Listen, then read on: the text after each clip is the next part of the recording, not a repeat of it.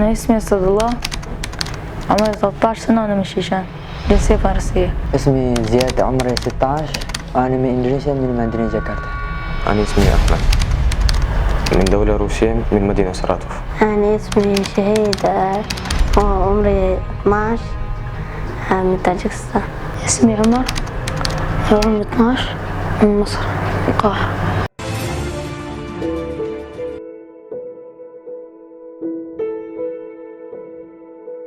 أول ما يجون مثل ما يقول نحن عم نقول لهم أطفال، والطفل طبعا هذول الأطفال مروا بظروف، الظروف أجبرتهم على هالشي هذا، خاصة السوريين. يعني في منهم الفقر، في منهم انجبروا كمان، وفي منهم مثل ما يقول تفكيرهم أدى إنه يصيروا مع التنظيم الدولي. حاليا ما في غير هالمركز هذا، كل شمال وشرق سوريا لحماية وتأهيل الأطفال. من ضمن اللي هدول اللي طلعوا كانوا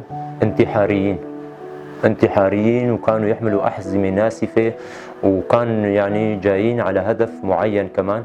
طبعا هالطفل هذا في منهم أطفال طلعوا من هون، هالطفل هذا اجى سلم حاله هو والحزام الناسف اللي معه. أبوي خبروني وجابوا لسوريا من طريق تركيا. أفوت لمدرسة أشبال بالدولة بالحمص. تعرفت على طريقة أبي، يعني عندما كنا في روسيا جينا إلى سوريا بطريقة تركية. بعد ما جينا إلى سوريا تعرفت أنه في تنظيم داعش. يعني أول شيء وصلت إلى جرابلس، بعد جرابلس رحت على رقة، ومن رقة رحت على دير الزور. أبوي انتظر على أمي مشان نروح طاجكستان، رحنا نحن وبس جدي وعم جدي ما راح دير الزور ميدين. أبوي نجي رحت على تركيا على حدود الفتاة سوريا. كنت بالرقة، بالميادين، الولاء، باجين، شافة، سوسة، باغوز، مراج.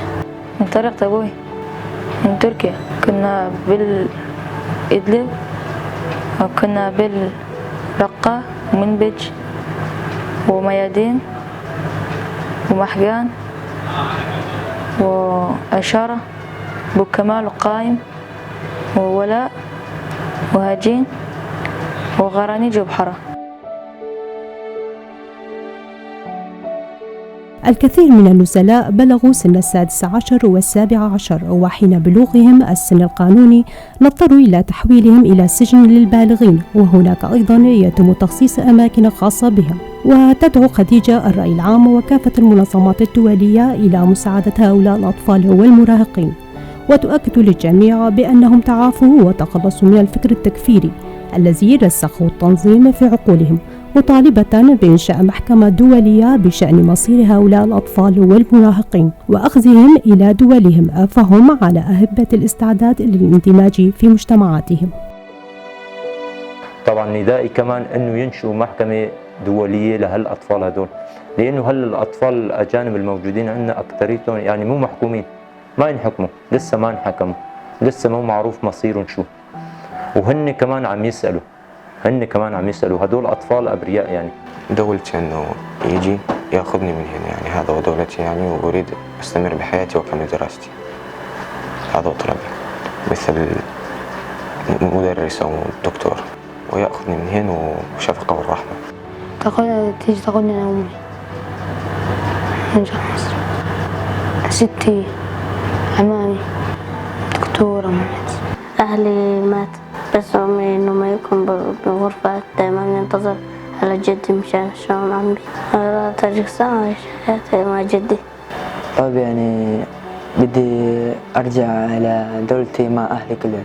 يعني أكيد أطلب لحكومة إندونيسيا مشان جابوني هنا وأرجع لإندونيسيا.